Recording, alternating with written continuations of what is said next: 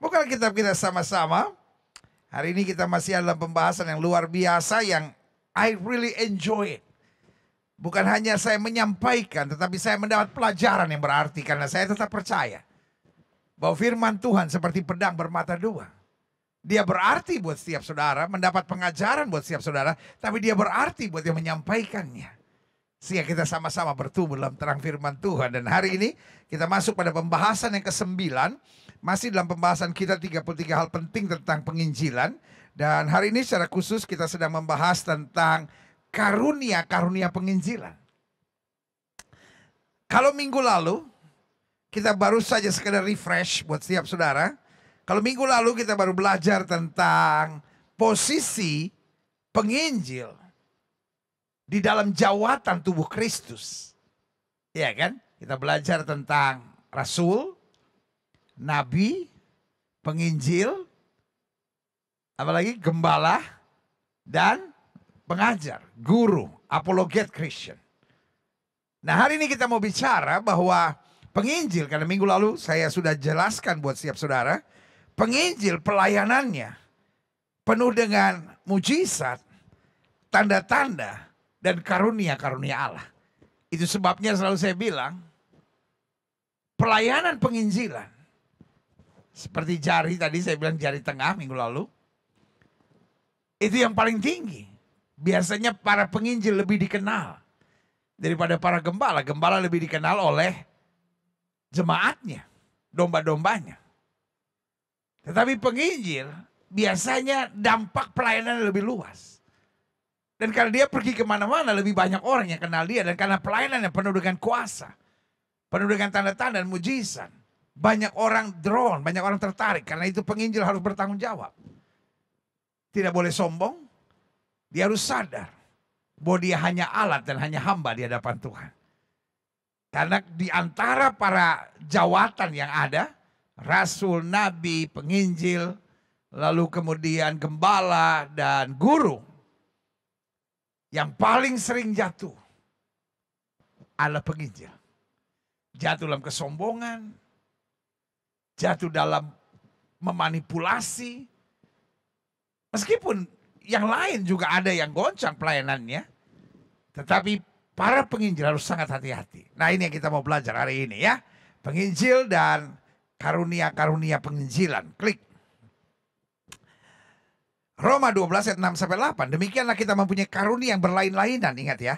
Menurut kasih karunia yang dianugerahkan kepada kita. Jika karunia itu adalah untuk bernubuat. Jelas ya. Ada karunia dalam Alkitab yang namanya bernubuat. Tapi jangan lu buat-buat. Iya kan? Dan Alkitab tidak pernah bilang akan berakhir. Iya kan? Nubuat akan berakhir betul ketika yang sempurna datang. Tapi saudaraku yang kasih dalam Tuhan. Ini konteksnya adalah ketika Kristus datang kembali. Karena dia menjadi yang sempurna.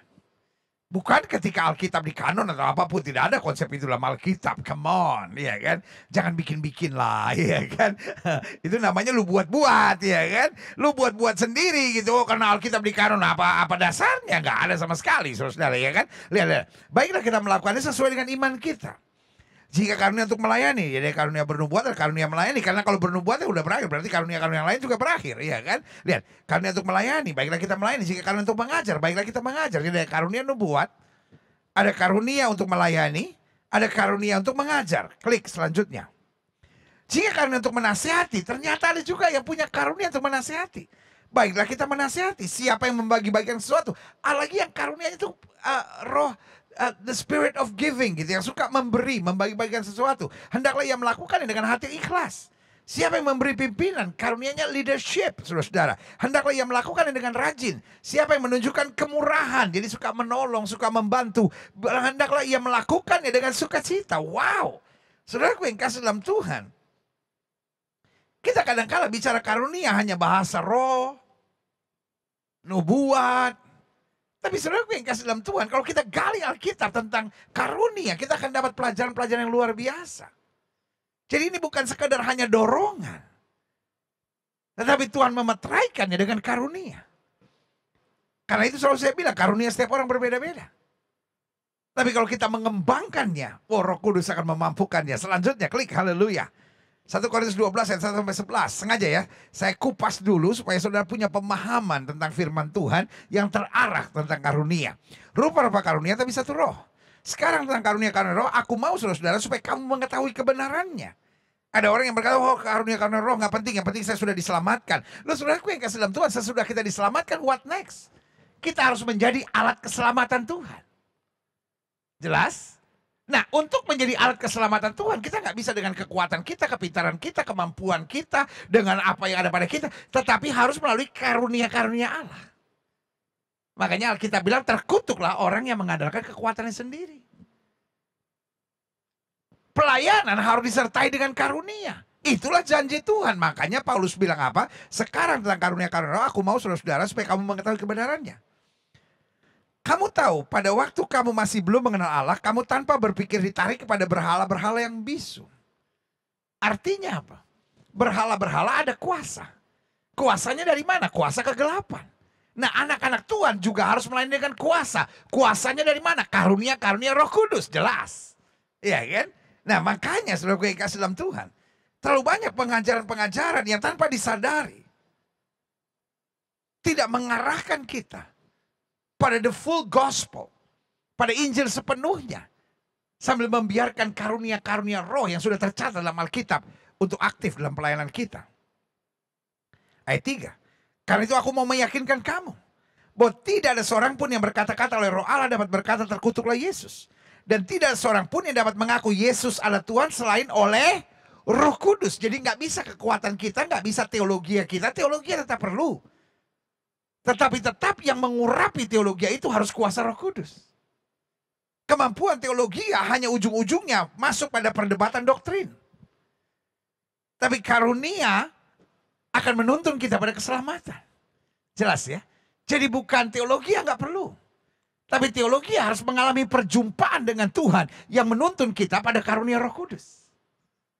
Wih, iya kan? Karena orang tertarik pada berhala-berhala karena ada kuasanya. Dan orang juga dapat tertarik pada keselamatan lewat kuasa karunia Roh Kudus itu. Klik. Saya harap sudah makin jelas ini. Ada rupa-rupa karunia tapi satu roh.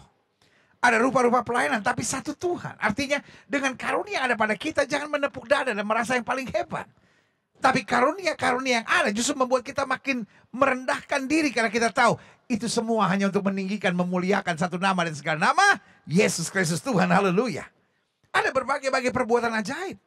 Tapi Allah adalah satu yang mengerjakan semuanya dalam semua orang. Taruh tangan kanan sudah di dada, sama-sama bilang, saya juga bisa mendapat karunia. Saya juga bisa mendapat karunia. Bertahun-tahun kita tertipu dengan pengajaran gereja sambil berkata hanya orang-orang tertentu yang dapat mendapat karunia. Tapi ayat ini bilang dan ada berbagai-bagai perbuatan ajaib. Tapi Allah adalah satu yang mengerjakan semuanya dalam semua orang. Yang setuju sama saya ketik di live chat saudara. Saya bisa mendapat karunia. Yes. Karena persoalannya bukan, it's not about me, it's about him. Dia yang memberi karunia. Persoalannya kita memberi tempat nggak? Kita membuka hati nggak? Kita mengharapkan nggak Tuhan memakai hidup kita? Karena Alkitab bilang Tuhan tidak akan membuang mutiara ke mulut babi, saudara. Tapi kepada tiap-tiap orang dikaruniakan pernyataan roh untuk kepentingan bersama. Jadi karunia itu untuk kepentingan bersama. Ayat 8. Sebab kepada seorang roh memberikan karunia untuk berkata-kata dengan hikmat. Kepada yang lain roh memberikan karunia berkata-kata dengan pengetahuan. Jadi lihat ya, ada karunia untuk berkata-kata dengan hikmat. Terjemahan Alkitab yang lalu bilang marifat, ya kan? Lalu pengetahuan. Selanjutnya ayat 9. Kepada yang seorang roh yang sama memberikan iman. Setiap kita punya iman. Tapi ada karunia yang bernama karunia iman. Jadi imannya ini extraordinary karena imannya bukan sekedar iman biasa, tapi iman yang disertai dengan karunia. Dan kepada yang lain ia memberikan karunia untuk menyembuhkan. Setiap kita diperintahkan Tuhan untuk berdoa buat yang sakit, kalau ada saudara yang sakit. Tapi ada karunia khusus. Jadi kalau ada orang-orang yang bilang, oh nggak ada itu karunia kesembuhan, apa itu? Saudara kasih dalam Tuhan, baca Alkitab. Kadang-kadang penafsiran saudara ngaco-ngaco gitu. Oh karunia kesembuhan sudah berlalu. Kapan berlalunya? Alkitab bilang kok. Ada karunia untuk menyembuhkan. Jelas saudara-saudara. Kepada yang seorang roh memberikan kuasa untuk mengadakan mujizat. Ada lagi yang pelayanannya mendapat karunia pelayanan mujizat. Dan kepada yang lain ia memberikan karunia untuk bernubuat. Kepada yang lain lagi ia memberikan karunia untuk membedakan bermacam-macam roh. Lihat ya, ada karunia lagi. Kepada yang seorang ia memberikan karunia untuk berkata-kata dalam bahasa roh. Kepada yang lain ia memberikan karunia untuk menafsirkan bahasa roh itu. Nah, ini bukan bahasa roh dalam penyembahan. Ini bahasa roh dalam karunia, artinya ada pesannya. Dan karena ada pesan berarti ada yang menerjemahkannya. Wow, luar biasa. Selanjutnya ayat 11. Tapi semuanya ini dikerjakan oleh roh yang satu dan yang sama, yang memberikan karunia kepada tiap-tiap orang secara khusus seperti yang dikehendakinya. Tugas kita membuka hati. Tugas kita merindukan untuk dapat dipakai Tuhan. Maka Tuhan akan memberikan karunia sesuai dengan kehendaknya. Haleluya. Klik. Nah, saya mau sengaja saya kasih banyak ayat dulu supaya saudara ngerti dasar-dasarnya. 1 Korintus 12 ayat 27 sampai 31. Kamu semualah tubuh Kristus. Dan kamu masing-masing adalah anggotanya. Jadi meskipun berbeda-beda, tapi kamu semua satu dalam Kristus. Dan Allah telah menetapkan beberapa orang dalam jemaat. Pertama sebagai rasul, kedua sebagai nabi, ketiga sebagai pengajar. Selanjutnya mereka yang dapat karunia untuk mengadakan mujizat, untuk menyembuhkan, untuk melayani, untuk memimpin, untuk berkata-kata dalam bahasa roh. Lihat ya, penjelasannya sangat lengkap, saudara-saudara. Artinya, Tuhan mau setiap orang terlibat. Ya, setuju sama saya, katakan, Tuhan mau saya terlibat. Ayo, come on. Saya kan udah bilang harus interaktif. Sama-sama bilang sama saya, Tuhan mau saya terlibat. Amin. Kalau saudara setuju, ketik di live chat saudara. Saya siap terlibat. Ayo, saya siap terlibat. Yes, anak-anak muda, saya siap terlibat. Bapak-bapak, saya siap terlibat. Ibu-ibu, ayo saya siap terlibat. Kaum profesi, ayo saya siap terlibat. Terlibat dalam apa? Kegerakan rohani untuk keselamatan jiwa-jiwa. Yes. Selanjutnya, ayat 29. Adakah mereka semua rasul atau nabi atau pengajar? Adakah mereka semua mendapat karunia untuk mengadakan mujizat? Atau untuk menyembuhkan, atau untuk berkata-kata dalam bahasa roh, atau untuk menafsirkan bahasa roh? Ayat 31, saya ingin kita baca sama-sama. Ayo, di rumah masing-masing, ayo baca ya bersama saya. 1, 2, 3. Jadi, berusahalah untuk memperoleh karunia-karunia yang paling utama. Dan aku menunjukkan kepadamu jalan yang lebih utama lagi. Jadi, saudaraku yang kasih dalam Tuhan, memang karunia disediakan Tuhan. Tapi Tuhan juga melihat kerinduan kita. Tuhan juga lihat our passion. Tuhan juga lihat kesungguhan kita untuk di mana Tuhan sebetulnya menempatkan pelayanan kita. Makanya ayat istilahnya dipakai ayat 31, jadi berusahalah. Betul dia sediakan. Tapi dari pihak kita harus mengusahakan karunia-karunia yang Tuhan arahkan kita. Selanjutnya klik. 1 Korintus 14 ayat 1, kejarlah kasih itu. Usahakanlah, diulangi sekali lagi. Usahakan dirimu memperoleh karunia karena roh. Terutama karunia untuk bernubuat, untuk memberi kekuatan kepada orang, untuk memberi semangat, untuk memberi penyingkapan wahyu, penyingkapan kehendak Tuhan. Itu yang Tuhan mau. Jelas ya, klik. 1 Korintus 14 ayat 12. Demikian pula dengan kamu. Kamu memang berusaha untuk memperoleh karunia karena roh. Tapi lebih daripada itu, hendaklah kamu berusaha mempergunakan untuk membangun jemaat. Jadi, maksud Alkitab,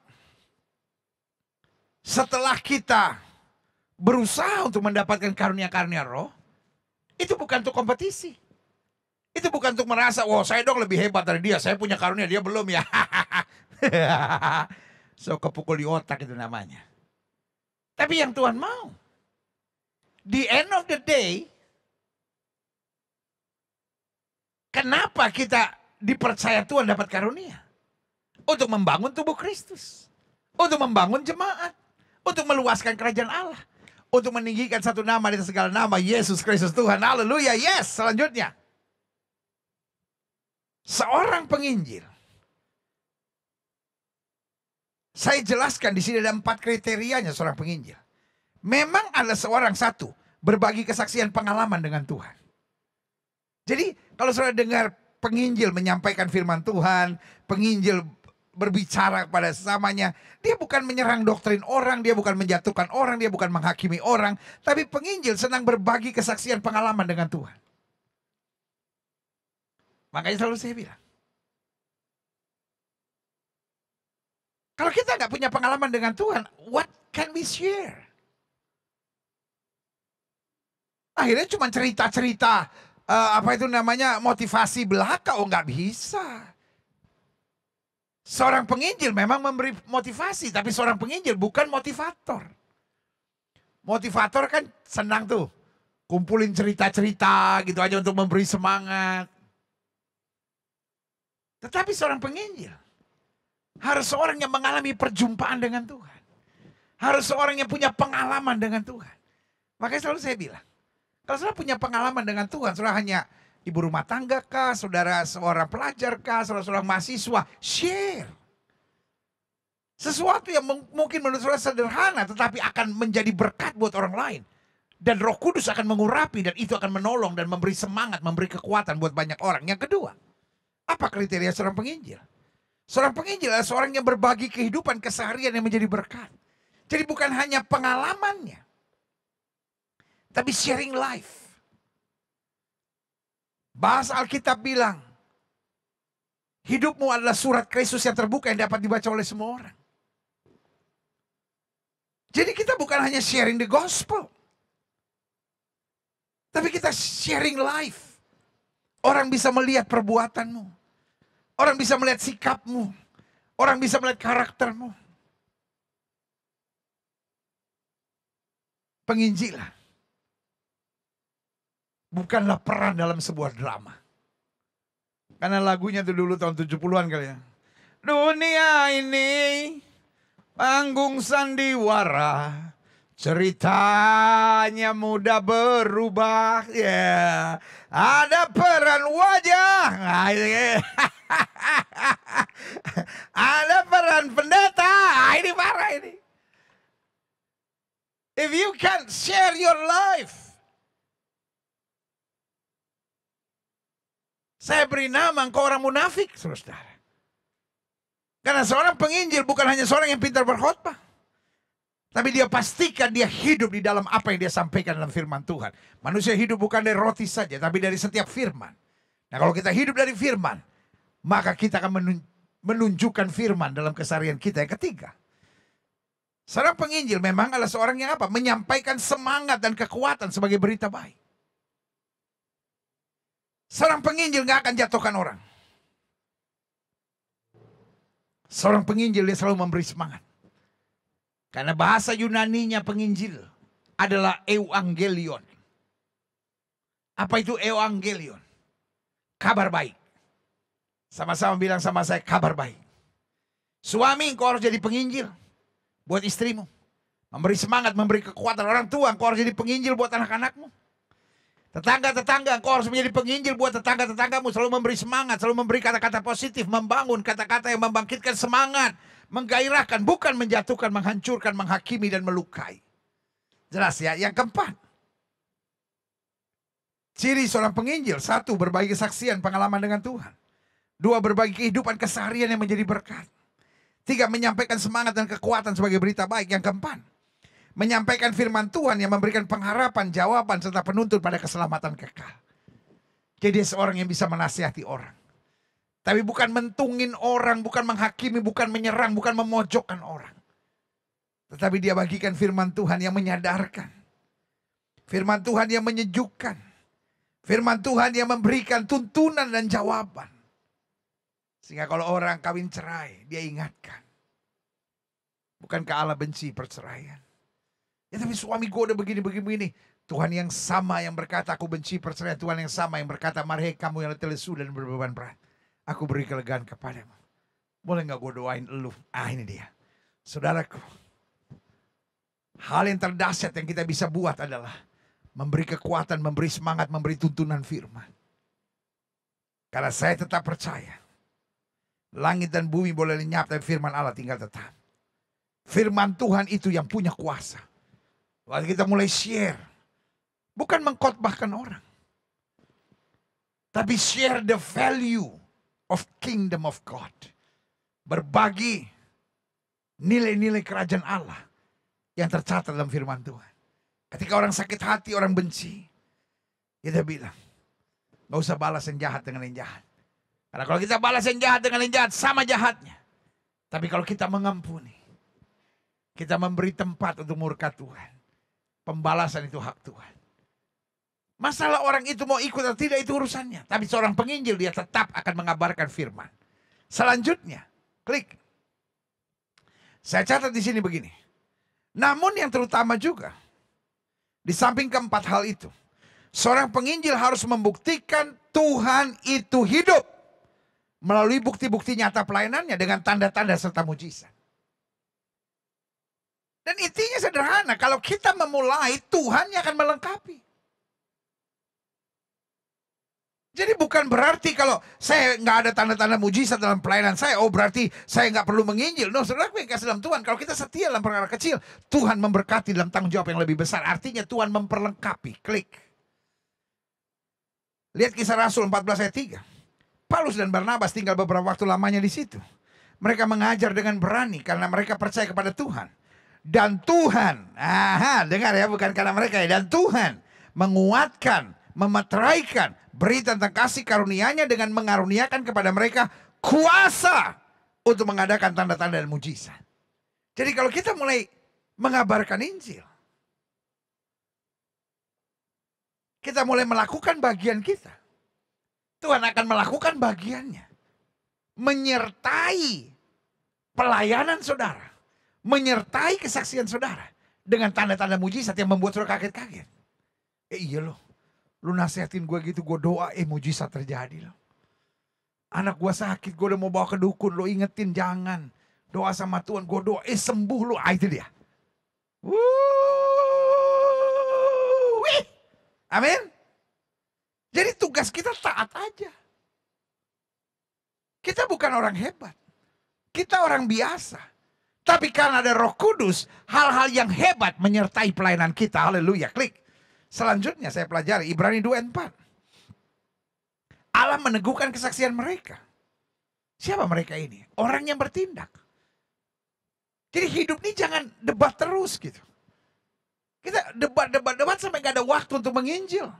Kita debat sampai gak punya waktu untuk melakukan firman Tuhan. Kita debat sampai gak punya waktu untuk mencari jiwa. Ayat ini bilang apa? Allah meneguhkan kesaksian mereka oleh tanda-tanda dan mujizat-mujizat, oleh berbagai-bagai pernyataan kekuasaan, dan karena Roh Kudus yang dibagi-bagikan menurut kehendaknya. Ini kalau ada pendeta-pendeta zaman sekarang di YouTube nih dikritik nih. Wah ini Pentakosta nih, wah ini karismatik nih, wah ini pelayanannya apa nih, wah ada roh lain nih. Ayat firman Tuhan sederhana. Kalau kita melakukan bagian kita mencari jiwa, melakukan bagian kita memberitakan Injil, Tuhan akan memeteraikan pelayanan kita dengan karunia-karunia luar biasa. Selanjutnya, ada dua pandangan tentang karunia. Saya mengistilahkannya gini. Satu, saya sebut total given. Artinya diberikan sepenuhnya cuma-cuma, kita tidak punya andil apa-apa. Saya doa buat orang sakit, dia sembuh. Saya ngomong sama orang yang sedang susah, dia tertolong. Wah, ada karunia hikmat. Wah, ada karunia kesembuhan. Ya kan? Ada aja berkat dalam hidup saya. Makin saya berbagi, makin saya diberkati. Oh, dia punya karunia berbagi. Ada yang total given. Diberikan sepenuhnya cuma-cuma. Kita tidak punya andil apa-apa. Kita tahu Tuhan yang bekerja. Tapi yang kedua, ada pandangan tentang karunia yang disebut attainment. Penambahan. Artinya gini. Diperjuangkan dengan syarat-syarat khusus yang perlu kita jaga. Jadi artinya gini. Kita pengen berbagi tapi belum punya. Tapi dengan sedikit yang ada pada kita, kita mulai. Tuhan tambahkan. Makin kita sungguh-sungguh, makin Tuhan berkati. Sama seperti orang doain orang sakit, mati. Tapi dia tetap doain. Yang kedua, mati lagi, dia tetap doain. Yang ketiga, mati lagi, dia tetap doain. Yang keempat, mulai semakin baik. Yang kelima, mulai semakin baik. Tapi passionnya untuk mendoakan kesembuhan. Orang sekarang gampang sekali menghina orang-orang yang mendoakan orang sakit. Betul. Mereka yang melayani pelayanan kesembuhan tidak sempurna. Mereka bukan Tuhan Yesus. Yang sempurnanya Tuhan Yesus. Kadangkala metodenya ada yang pakai didorong-dorong, terlalu emosional. Ada yang gayanya. Saya pernah lihat satu kali ada yang doain orang sakit pakai tali. Ada yang pakai minyak urapan. Gayanya lain-lain. Tapi yang penting bukan sarananya. Itu kan hanya point of contact-nya aja. Tapi yang penting kita tahu bukan talinya yang menyembuhkan, bukan sapu tangan yang menyembuhkan, bukan minyak urapan yang menyembuhkan, Tuhan Yesus yang menyembuhkan. Apakah Tuhan Yesus bisa menyembuhkan melalui tali, melalui sapu tangan, melalui minyak urapan, melalui perjamuan kudus? Bisa saja, penting iman kita pada Tuhan Yesus. Jangan cuma asal ngeritik dong. Ingat gak orang buta? Satu kali Yesus menyembuhkannya dengan apa? Meludah ke tanah dan mencampur dengan tanah liat. Siapa yang mau kritik? Pelayanan aneh. Coba kalau sekarang saya doain orang, saya ludah ke tanah, saya campur tanah liat, saya tempel di mata saudara. Langsung viral saudara. Pendeta sesat. Nah, Yesus buat itu. Halo. Ini mau mengajar kepada kita. Bahwa caranya bisa berbeda-beda, tetapi tujuannya satu. Nama Yesus. Jelas? Iya kan? Jadi ada karunia yang dapatnya total given, ada yang attainment. Jadi ada yang langsung kita dapat, tapi ada yang perlu kita perjuangkan terus, lalu kemudian Tuhan tambahkan. Klik. Saya percaya, memang karunia atau juga talenta pada awalnya semua diberikan sebagai total given. Namun masih sangat basic dan sederhana. Jadi artinya, kita jangan puas dengan pemberian pertama karunia yang ada pada kita. Karena kalau kita jalani terus, kita rawat karunia itu. Iya kan? Karunia saudara mungkin mengajar, karunia saudara mungkin leadership, karunia saudara mungkin berbagi, karunia saudara mungkin counseling, karunia saudara mungkin melayani, serving people. Iya kan? Dan kalau kita setia dengan karunia itu, Tuhan akan menambah-nambahkan, kata Alkitab, memeteraikan dengan apa? Tanda-tanda ajaib dan kuasa Tuhan. Haleluya. Selanjutnya klik.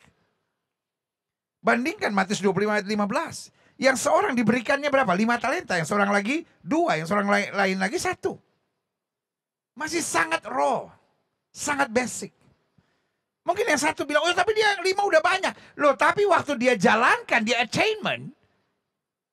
5 itu jadi berapa? 10. Jangan pernah bangga sama karunia kita. Karena karunia bukan untuk dibanggakan. Karunia bukan untuk dikompetisikan siapa yang karunia lebih banyak. Tapi karunia untuk kita pakai dengan pengertian. Kepada yang diberi banyak, dituntut juga banyak. Klik. Wow. Seru ini. Ini salah satu pelajaran yang paling berat dalam pembahasan kita tentang 33 hal penting tentang penginjilan. Namun jika kita mengusahakannya, karunia-karunia kita itu maksudnya, talenta-talenta kita itu, Tuhan akan memberkatinya dengan perkara yang lebih besar. Klik. Saya catat di sini. Coba lihat Matius 25 ayat 21. Maka kata Tuhan itu kepadanya, baik sekali perbuatanmu itu ya hambaku yang baik dan setia. Engkau telah setia dalam perkara kecil, aku akan memberikan kepadamu tanggung jawab dalam perkara yang besar. Masuklah dan turutlah dalam kebahagiaan Tuhanmu. Lihat dari 5 talenta menjadi 10. Klik. Pertanyaannya, bagaimana mengusahakannya? Ini. Ya kan kita udah dapat karunia nih. Bagaimana supaya karunia kita makin bertambah-tambah? Saya catat di sini ada beberapa hal penting. Yang pertama, dengan memiliki passion. Jadi kita tahu itu bukan sekedar profesi, bukan sekedar kerjaan, dan juga bukan sekedar kebanggaan kita, tapi passion kita. Tuhan, saya lihat banyak anak-anak muda nggak ada aturannya. Dan saya dipercaya Tuhan untuk membuat kegerakan orang-orang muda misalnya. Karena karunia saya leadership. Saya mau gerakkan orang-orang di kantor saya untuk melakukan hal-hal yang baik bagi kemuliaan Tuhan. Ada passion. Saya gak tahan lihat orang sakit. Saya mendoakannya. Kalau ada saya berkat, saya belikan obat. Saya bawa ke rumah sakit. Dan kalau Tuhan lihat passion itu semakin sungguh-sungguh, maka dia terus tambahkan karunia itu. Kedua, bagaimana mengusahakannya? Dengan mendekatkan diri pada Tuhan dan terus memperdalam tentang karunia-karunia baik yang kita sudah miliki maupun yang kita rindu miliki. Kan karunia datangnya dari Tuhan. Kitanya harus mendekat pada Tuhan. Gak bisa kita bilang, Tuhan kalau mau kasih karunia kasih, kalau enggak. Gak bisa dong. Kita tahu kok karunia adalah bagian dari perjanjian Tuhan buat anak-anaknya. Dan karunia itu kita pakai untuk apa? Memenangkan jiwa. Untuk meluaskan kerajaan Allah. Untuk membangun kerajaan Allah di muka bumi. Untuk meninggikan Kristus. Jelas ya? Jadi apa yang terjadi? Kita perdalam lagi. Kita pelajari Alkitab. Kita beli bukunya. Kita diskusi sama orang-orangnya. Jangan diskusi sama orang yang anti mujizat lah. Anti karunia lah. Biarkan yang anti tetap anti. Karena memang dasarnya. Roh di dalamnya adalah roh pemberontakan, saudara. Tetapi kalau kita tahu Alkitab bicara tentang itu, cuma hanya pastikan Alkitab bilang uji segala sesuatu. Dan pegang yang baik. Yang ketiga, bagaimana mengusahakannya? Dengan belajar dari hamba-hamba Tuhan yang memiliki karunia yang Tuhan sudah taruh di hati kita. Sedapat mungkin melayani di bawah otoritas mereka. Karena selalu saya bilang, pelayanan karunia tanpa otoritas di atas kita akan menjadikan kita cepat liar dan tersesat. Jadi saudara-saudara yang menerima pelayanan karunia, pastikan ada mentor saudara yang mengarahkan saudara. Sehingga saudara tidak gampang tersesat. Tidak gampang menyombongkan diri. Dan tidak gampang berkompetisi. Selanjutnya, bagaimana mengusahakannya? Dengan terus mensyukuri karunia yang kita miliki. Dan dengan setia melakukannya. Ada orang-orang yang karunianya hilang. Kenapa? Karena dia merasa, cuman ini. Saya nggak bisa khotbah, cuma ini yang saya bisa. Saya nggak bisa nyanyi, cuma ini. Nah, tapi kalau dia mulai bersyukur dengan karunia dia punya passion, dia rawat, dia mendekat kepada Tuhan, dia minta terus Tuhan bekerja, dan dia mau pakai terus untuk pelayanan pekerjaan Tuhan, maka Tuhan akan tambah-tambahkan. Kalau karunia sudah menggambar, pakai itu untuk kemuliaan Tuhan. Karunia sudah menyanyi, karunia saudara olahraga misalnya, karunia saudara kemampuan IT. Apapun karunia-karunia itu, kembangkan terus. Supaya di dalamnya nama Tuhan dipermuliakan. Haleluya. Nah, selanjutnya saya pelajari. Karunia-karunia yang dibutuhkan oleh para penginjil. Ya kan? Saya catat di sini ada 5. Yang pertama, karunia membedakan roh. Penginjil tanpa karunia membedakan roh akan menjadi penginjil yang bisa mengajar keliru, saudara. Bisa punya pelayanan yang keliru dan bisa diombang-ambingkan. Yang kedua, karunia apa yang harus mutlak dibutuhkan para penginjil? Karunia berkata-kata dengan pengetahuan. Artinya tidak ngomong kosong. Tidak ngomong sembarangan. Tidak ngomong menurut kemauannya. Tapi pengetahuan hikmat. Yang ketiga, karunia dengan kata-kata hikmat. Karena seorang penginjil akan berhadapan dengan orang-orang yang dia tidak kenal. Seorang gembala tidak butuh kata-kata hikmat. Karena semua jemaatnya dia kenal, dia tahu. Seorang penginjil dia hadir di sebuah kota, dia nggak tahu apa yang dia mesti ngomong di situ. Tapi Tuhan memberkatinya dengan kata-kata hikmat. Dia ketemu orang, dia nggak tahu mesti bilang apa. Orang konseling sama dia nggak bisa tahu buat apa. Tapi Tuhan memberikan urapan, karunia dengan kata-kata hikmat. Selanjutnya, karena yang dibutuhkan para penginjil, karunia kuasa untuk mengadakan mujizat. Karena seorang penginjil bukan omdo, bukan hanya khotbah doang. Istilah apa itu pendeta khotbah? Tapi seorang penginjil harus menuntun pada mujizat dan kuasa Allah, harus membuktikan bahwa Yesus hidup dan luar biasa. Selanjutnya yang kelima, karunia yang dibutuhkan para penginjil, karunia untuk menyembuhkan. Baik kesembuhan fisik, kesembuhan mental, atau bahkan kesembuhan rohani. Jelas ya? Wow, luar biasa. Kita belajar banyak hari ini. Selanjutnya ini yang terakhir. Selanjutnya yang juga tidak kalah pentingnya, seorang penginjil harus memiliki ciri-ciri penopang karunianya. Jadi di samping karunia yang Roh Kudus sediakan buat dia, maka dia juga harus punya penunjang. Dan untuk ini ada 7 hal yang saya mau bagikan. Yang pertama, dia harus seorang yang mengasihi jiwa-jiwa. Saya kasih warning buat setiap saudara. Hati-hati dengan penginjil yang love the crowd but doesn't love the people. Wah, saya jumpai banyak. Sorry kalau saya sharing ini. Saya jumpai banyak penginjil-penginjil hebat di Amerika yang love the crowd. Wah, crowdnya dia foto, crowdnya di videoin. Tetapi doesn't love the people. Kalau orang mendekat kepada dia, wah ada bodyguard sekelilingnya, dorong sana, dorong sini. Saudaraku yang kasih dalam Tuhan, buat saya, engkau bukan hamba Tuhan. Engkau seorang artis yang mencari popularitas dengan memanfaatkan crowd. But you are not loving the people.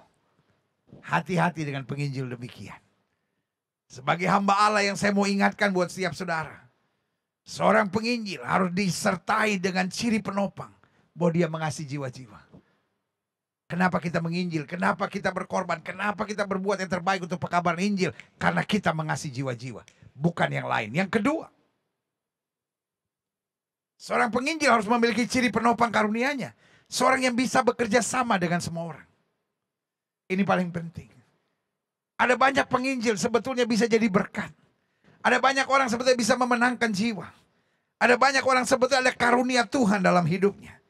Tapi sayang, orangnya egois. Orangnya kepala batu. Orangnya cepat tersinggung. Orangnya nggak bisa bekerja sama orang. Selalu kalau lihat orang mencari kekurangan, mencari kelemahannya. Sayang. Yang seperti ini, dia menutup pintu buat karunia Allah yang dahsyat lewat hidupnya. Yang ketiga, dan juga tidak kalah pentingnya, seorang penginjil harus memiliki ciri penopang karunia-Nya. Seorang yang simpel dan tidak ribet.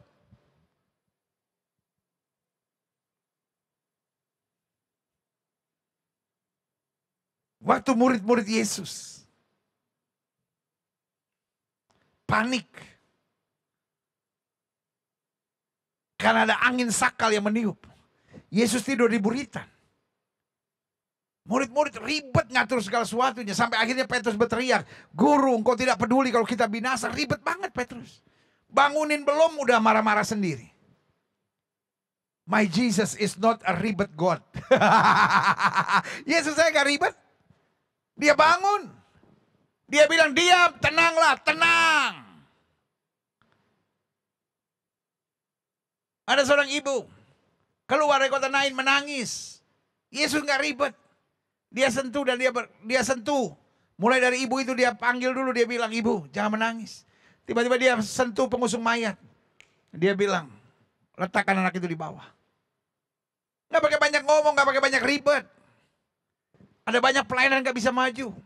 Ada banyak orang harusnya bisa memenangkan jiwa tapi gak bisa. Karena apa? Ribetnya itu. Itu sebabnya karunia apapun, kalau dia ribet, susah majunya. Selanjutnya yang keempat, seorang penginjil harus memiliki ciri penopang karunia-Nya. Seorang yang hanya fokus pada doktrin dasar keselamatan.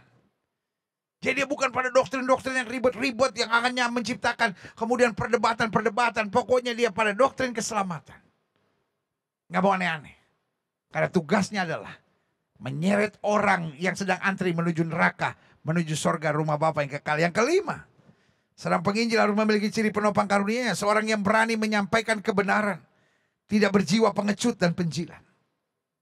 Seorang penginjil adalah seorang yang rendah hati, tapi dia bukan pengecut. Seorang yang bisa bekerja sama, tapi dia tidak pernah akan kompromi dengan apapun. Dia tidak pernah akan menjual kebenaran, tapi dia tetap akan hidup oleh kebenaran. Karena Alkitab dengan tegas berkata, kalau kamu tahu kebenaran, kebenaran itu akan memerdekakan kamu. Jelas?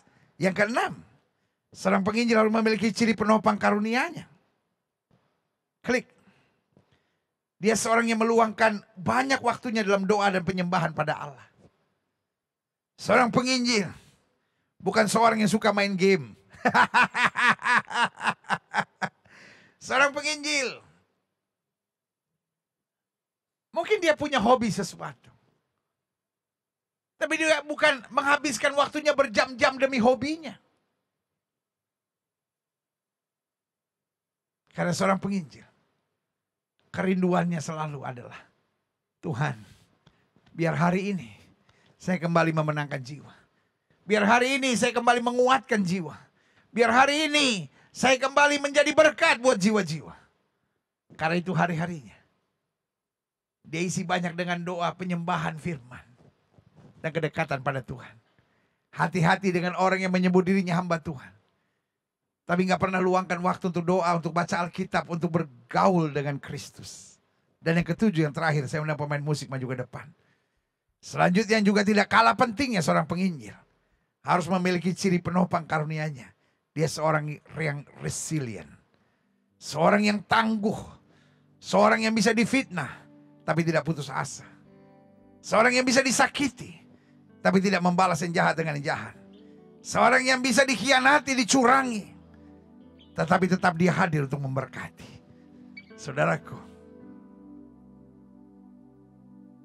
ada banyak saudara yang sedang bersama dalam ibadah yang luar biasa di rumah saudara masing-masing ini, yang sebetulnya roh Tuhan sedang berbicara kepadamu bahwa engkau dapat dipakai Tuhan untuk memenangkan jiwa.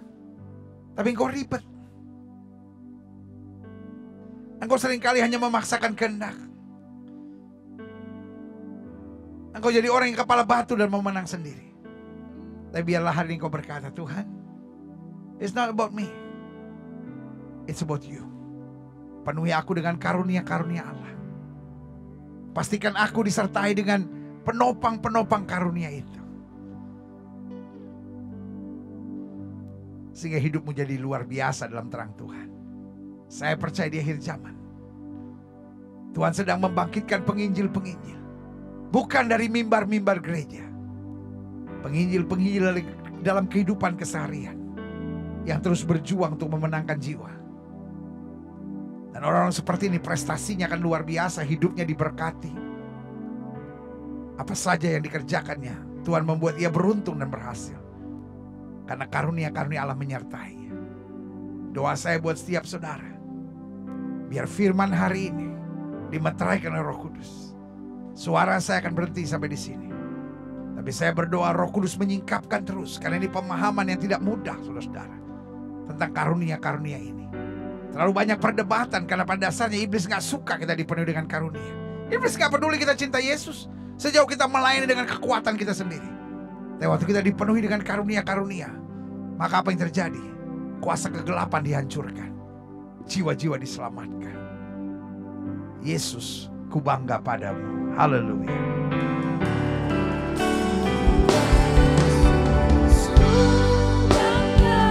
Padamu, Yesus, kaulah harta kebanggaanku. Selamanya ku padamu, kau segalanya di hidupku. Haleluya. Tuhan mau pakai saudara untuk memenangkan jiwa. Cukup berkat Tuhan dalam hidup kita. Cukup anugerahnya dalam hidup kita. Ini waktunya kita jadi berkat. Ini waktunya kita jadi alat Tuhan. Ini waktunya kita rebut jiwa-jiwa yang menuju pada kebinasaan. Untuk masuk dalam kemuliaan yang kekal. Allah itu murah hati. Dia mau menyertai pelayanan saudara dengan tanda-tanda heran dan mujizat. Dia mau menyertai saudara dengan karunia-karunianya. Kita kadang-kala gak sadar. Orang yang gak menyadari karunia akan menjadi sombong, akan menjadi orang yang minder. Atau akan menjadi orang yang mengandalkan kekuatannya sendiri atau berharap pada manusia. Tapi kalau kita tahu akan karunia-karunia Allah, kita akan terus berjalan dalam kehendaknya, mendekat kepadanya. Dan mau selalu menyenangkan hatinya. Jika itu doamu, taruh tangan kananmu di dada. Saya percaya betul. Banyak-banyak saudara. Di akhir zaman ini sedang Tuhan bangkitkan. Di kantor saudara, di komunitas saudara, di keseharian saudara. Bahkan di hobi saudara. Tuhan mau pakai saudara untuk memenangkan jiwa. Jika itu doamu, taruh tangan kananmu di dada dan kita berdoa. Bapa, hari ini kami belajar bahwa menyampaikan Injil kabar baik bukan sekadar menjadi pengkhotbah, tapi menjadi orang yang menjadi berkat buat orang di sekitarnya. Membawa damai, menyatakan kasih. Tapi pada saat yang bersamaan dipenuhi dengan karunia-karunia dan mujizat-mujizat Allah. Dan kami percaya karunia juga dapat dicurahkan dalam kehidupan kami. Kami tidak mau membatasi kuasa Allah. Tuhan pakai hidup kami. Tuhan pakai hidup kami. Supaya kami berbagi, supaya kami melayani. Supaya kami memimpin, supaya kami menasihati. Supaya kami membawa nilai-nilai kerajaan Allah dimanapun Tuhan tempatkan kami. Ya Roh Kudus, firman sudah kami terima. Waktunya Engkau memeteraikan firman ini. Supaya kami hidup di dalamnya. Terima kasih Tuhan Yesus. Terima kasih. Saudaraku, pastikan hatimu bernyala-nyala untuk melayani, untuk memenangkan jiwa. Dan biarkan karunia-karunia Allah memeteraikan hidupmu, sehingga hidupmu jadi berkat. Hamba juga doa buat yang sakit Allah, karena hamba percaya kesembuhanlah hak mutlak kami sebagai orang percaya. Setiap saudara yang sakit dengar firman Tuhan. Alkitab berkata tanda-tanda ini akan menyertai orang percaya, bahwa mereka tepang tangan buat yang sakit dan yang sakit akan disembuhkan. Jika kau sakit dan kau percaya kuasa kesembuhan Tuhan, dengan iman letakkan tangan kananmu di bagian tubuhmu yang sakit. Kita berdoa, Bapa, janjimu ya dan amin itu kami percaya. Firmanmu berkata orang percaya akan tepang tangan buat yang sakit dan yang sakit akan disembuhkan. Dengan iman kami praktekkan firman Tuhan ini. Kami tolak sakit penyakit, kami tolak kelemahan tubuh, kami tolak campur tangan kegelapan, kami patahkan kuasanya di dalam nama Yesus. Hai setan sakit penyakit, kau tidak punya kuasa atas tubuh orang percaya. Karena tubuh kami telah dibeli harga mahal darah Yesus. Oleh darah yang tercurah, tubuh kami adalah bait Roh Kudus, bukan tempat penyakit. Kami perintahkan sekarang keluarlah nama Yesus. Kuasa kesembuhan, berkat, mujizat mulai terjadi. Karena kami percaya Yesus kami tidak berubah dulu, kemarin, hari ini, dan sampai selama-lamanya. Segala virus, segala bakteri, segala kuman, segala infeksi, segala kutu-kutu keturunan, segala serangan setan-setan kami tolak, kami patahkan dalam nama Yesus. Kami percaya kesembuhan Tuhan sediakan. Tambahkan iman kami, karena kami percaya sesuai iman kami jadi pada kami. Terima kasih Bapa. Terima kasih. Setiap saudara yang sudah doakan untuk kesembuhan, tanamkan dalam rohmu, aku sembuh lebih dulu Yesus. Jangan bimbang, karena Alkitab berkata sesuai dengan imanmu jadi padamu. Dan kayu salib Yesus berkata sudah selesai. Semua harga dosa, harga penyakit, harga penderitaan sudah diselesaikan Yesus dari kayu salib. Tinggal kita imani, kita tahu baginya tidak ada perkara yang mustahil. Silahkan turunkan tangan, Tuhan berkati. Bapa, hamba mengasihi jemaatmu satu persatu. Apa yang Tuhan taruh di hati hamba sudah hamba sampaikan bagi umatmu. Hamba doa firman termeterai, apa saja yang mereka kerjakan dibuat Tuhan berhasil. Mereka tidak turun tapi naik, mereka tidak jadi ekor, mereka jadi kepala.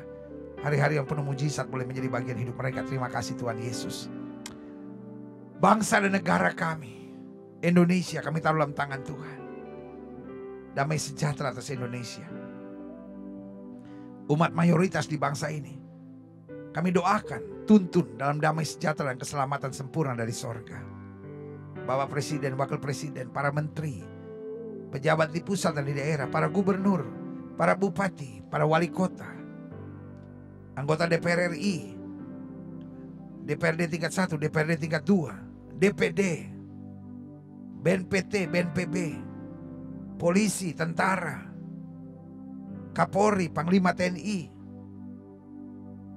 Mahkamah Agung, Kejaksaan, Pengadilan, KPK, para pengacara.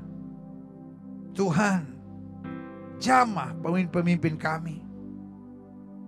Jauhkan pemimpin kami dari roh rakus, roh serakah, roh korupsi, dukun, paranormal. Kami patahkan dalam nama Yesus. Berikan roh yang takut akan Tuhan di pemimpin-pemimpin kami, sehingga kami imani ekonomi di bangsa kami baik, keamanan di bangsa kami baik, politik di bangsa kami baik. Setiap upaya-upaya kegaduhan kami tolak, kami patahkan di dalam nama Yesus. Tidak lupa kami berdoa, karena kami melihat masih saja ada mafia-mafia di bangsa ini. Mafia ekonomi lah, mafia COVID lah, segala macam mafia yang hanya mau menciptakan ketakutan-ketakutan di bangsa ini. Tuhan bertindaklah, jamahlah, sehingga para mafia ini dibongkar oleh Tuhan dengan cara Tuhan dan dipisahkan dari kepemimpinan di bangsa ini. Terima kasih Tuhan. Para dokter, para suster, para bruder, para tenaga kesehatan, Tuhan jaga terus, Tuhan berhikmat terus, karena mereka adalah benteng terakhir dalam penanganan COVID-19 di bangsa ini. Dan kami percaya harinya akan tiba, kami akan berkata bye-bye corona, karena Tuhan sudah memulihkan. Terima kasih Tuhan. Terima kasih Tuhan. Terima kasih Tuhan. Gereja-gereja di mana-mana tempat Tuhan bela untuk menyatakan kemuliaan-Mu. Gerejamu di tempat ini, Gereja Bethel Indonesia Global Fellowship Center, Tuhan pakai terus untuk menegakkan kerajaan Allah dalam kebenaran dan kasih. Dan akhirnya setiap kami, tuntun kami dalam terang-Mu. Sehingga dimanapun kami berada, kami boleh jadi surat Kristus yang terbuka yang dapat dibaca oleh semua orang. Kami adalah orang-orang yang berbahagia. Karena firman-Mu tegaskan buat kami orang yang berbahagia adalah orang yang menerima firman dan mempraktekkan dalam kehidupan sehari-hari. Di dalam nama Yesus kami berdoa. Haleluya. Sama-sama kita yang percaya katakan amin. Woo, haleluya. Yeeha. Yeah. Wow. Saudaraku, kita sungguh diberkati. Saya mengerti firman Tuhan hari ini tidak mudah untuk kita cerna. Cukup panjang, cukup ngejelimet saudara. Tapi kalau kita buka hati, Roh Kudus akan terus mengajar kita. Intinya bukan dengan kekuatan dan kekuasaan kita, tapi karunia-karunia Tuhan yang akan membimbing kita menjadi alat dalam tangannya. Haleluya. Saatnya kita memberi yang terbaik buat Tuhan. Dan sekarang tidak lagi kotak-kotak persembahan, kantong-kantong persembahan, kita beri secara dewasa saudara. Melalui scan QR, melalui M-Banking, ATM, melalui transfer bank. Tetapi saya percaya, sejauh kita memberi dengan sukacita dan sukarela, maka kemuliaan Tuhan akan nyata. Persembahan tidak diwajibkan, tetapi kalau kita mengerti firman Tuhan, kita mau pastikan kita tidak datang dengan tangan hampa ke hadapan hadirat Tuhan. Kita berdoa. Bapak, terima kasih. Kami mengerti persembahan tidak diwajibkan buat kami. Tetapi sebagai orang yang bersyukur karena anugerah Tuhan, karena berkat Tuhan, karena kasih Tuhan, kami mau memberi yang terbaik. Kami memberi bukan supaya diberkati, tapi justru karena berkat Tuhan terlalu sempurna dalam hidup kami. Kami mau memberi yang terbaik. Dan kami tahu pada saat kami memberi dengan sukacita dan sukarela, maka berkat Tuhan akan luar biasa. Bukan hanya buat hidup kami, tapi berlaku firman, anak cucu orang benar akan perkasa di muka bumi dan tidak akan pernah meminta-minta roti.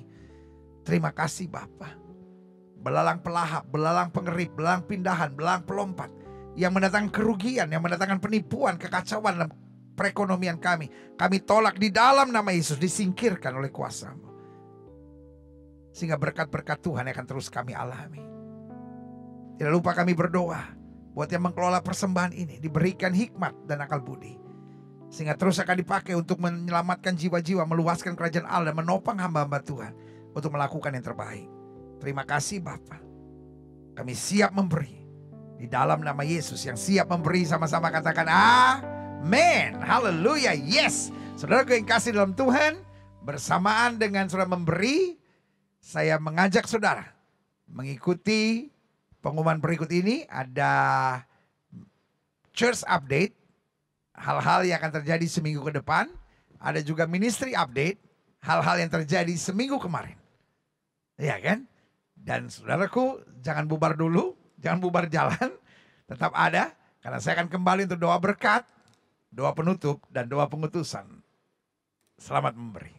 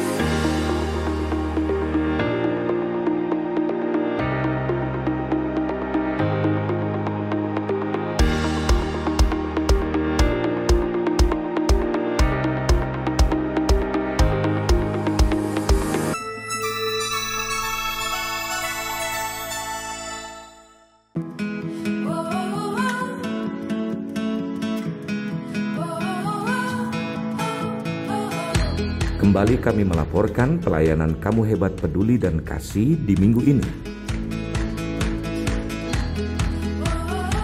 Pak, ini ada makan siang Pak. Ya, Bapak sakit? Tetap semangat ya Pak. Ingat, biar Tuhan tolong Bapak. Oleh anugerah Tuhan, Kamu Hebat Peduli dan Kasih dan pelayanan diakonia gereja kita mengunjungi saudara-saudara kita di pinggiran rel kereta api Pasar Kebayoran Lama, Jakarta Selatan. Tim Kamu Hebat membagikan nasi kotak kepada pedagang asongan, pemulung, petugas kebersihan, dan warga yang tinggal di pinggir rel kereta api Kebayoran Lama untuk membagikan makan siang dan snack. Semangat terus, kamu hebat, Pak, hebat Pak. Jangan putus asa, masih ada Tuhan. Ya, tetap semangat. Ya. Ya, semangat terus, Indonesia hebat. Ayo Ibu, tetap semangat ya, masih ada Tuhan. Tetap semangat, masih ada Tuhan. Ya. Tetap semangat, masih ada Tuhan, Tuhan pasti tolong. Kamu hebat ya Bu, ibu-ibu hebat semuanya. Kamu hebat.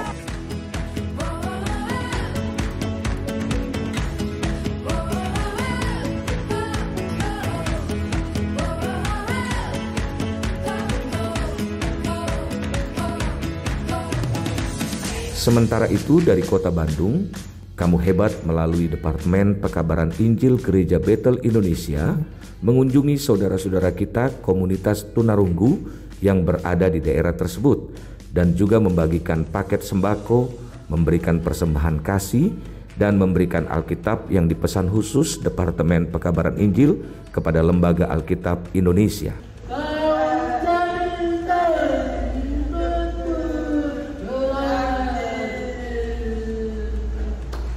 Baik, teman-teman tim Kamu Hebat, kita bersyukur hari ini jadi berkat di wilayah Bandung, khusus kaum tarung, tunarungu, yang hari ini 4 orang akan mewakili dan nanti panitia setempat akan membagikan kepada yang hadir pada hari ini. Karena itu boleh katakan, nak, kamu tetap semangat, jangan takut, jangan khawatir, kita masih punya Tuhan. Karena itu Tuhan Yesus memberkati. Oke. Ya, tetap semangat, Tuhan berkati ya. Ya, tetap semangat, kita masih punya Tuhan. Amin.